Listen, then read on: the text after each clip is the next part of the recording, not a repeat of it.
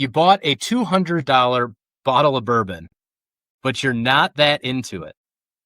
Would you have the balls to then blend with it? And not only blend with it, would you pour a $30 bottle to blend into it? We're about to do a sample tasting here live that plays off of that exact premise. And we'll tell you the components in just a moment. Hello again, whiskey friends. My name is Jeff. I'm Darrell. So, Darrell, why don't you tell everybody what we're going to hop into here? Guys, like Jeff said in the intro, this one's going to be a little interesting. So we got a sample from a good buddy of ours, Jonathan J.A. Sells, and he blended some whiskey. So he took the OGD 16-year, $200 special bottle and blended it with some OGD 114. So when we tasted the 16-year, a lot of people thought it was good, but maybe lacked a little bit of proof. So the experiment was, if we were to add some higher proof, does it help it? Does it not? I guess we're going to be the judge today. It's sticky. I'll say that. Now, I've never tried this before, but Darrell has gotten a little bit before. What are the proportions of this? So mine is 50-50. OGD 114 versus with the 16-year. I think his was 55-45, so relatively the same, give or take maybe like a half a proof point difference because of the percentage, but we should be getting very similar things. Like you said, I did have a small sample before. I'm not going to disclose what my thoughts were. We'll see what Jeff thinks live, but I think it should be interesting. $200 bottle mixed with a $30 bottle. Does it work? So what do we grade this as? Like a $120 bottle? You want to average them out? Right around there, I guess. Does have some nice legs, though. It does look thick. And I mean, the number one complaint with the OGD, 16-year was that the proof was just too low and it didn't have a flavor pop mid-palate like it.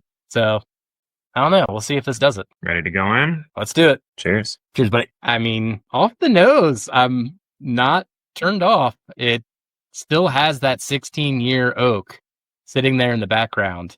And I'm getting a lot of orange citrus, just like I did on the OGD 16. It does seem to have a bit more sweetness and maybe like a caramel pop behind it. But yeah, it's super bright and citrusy for me. You do get that oak, which is nice. So it doesn't really lose too much of that integrity of the age. And like, you could probably just see it just sticking to the glass over here. Like it's just dropping. Still pretty viscous. Really nice on the glass. Nose is nice. Can't get past that citrus, which I like though. Got some nice depth. Yeah, I'm not mad at that at all. You definitely got more of a like heavier oak presence, similar to how those Hardin's Creeks were in terms of just straight nose profile, but it didn't translate on the palate because of I think the 100 proof versus those being like barrel proof. But yeah, the citrus on this is nice. You ready for a taste? Let's go in. Let's do it up. Cheers. It's pretty good. That's pretty darn good. I'm still feeling it. Oh. Mm-hmm. The sides of the front of my tongue, not so much the mid and the back of it, but it's tingling front of my tongue. Definitely helped with some spice. Yeah, that little extra proof. Jeez, it was rich. It was oily. It had the oak presence still. That citrus is still there too. It was a slight bitter citrus note that I got right on the tail end. That spice is nice though. It tastes considerably above 100 with all that spice. The only slight knock is after it's kind of subsided a bit and it just comes across a little younger than what we're tasting when we're drinking it. But outside of that, this is pretty solid. Yeah, I'm right with you. Front and mid palate, I was digging it, but something about the finish is just off. Maybe it's just the proportion of the blends. I want to have that proof in there though, but maybe 50-50 is just not the right mix, but darn close. There's something there. Yeah, the proof definitely helps it. But yeah, maybe messing with the percentages slightly to see if you can get a better overall, finish. So yeah, thank you to Jonathan for being crazy and blending Old Granddad 16 with Old Granddad 114. I think you're onto something here. I think it's actually a more interesting pour than the Old Granddad 16 by itself, but the flavors and the finish aren't quite there yet.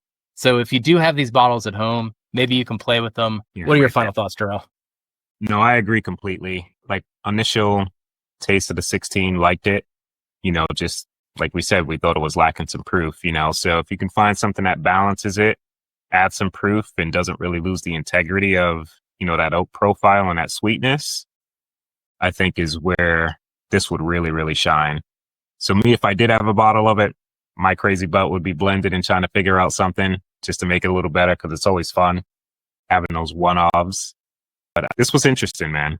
Pretty happy with it. It could be slightly better, but hey, a lot of whiskey can be slightly better, right? Yeah.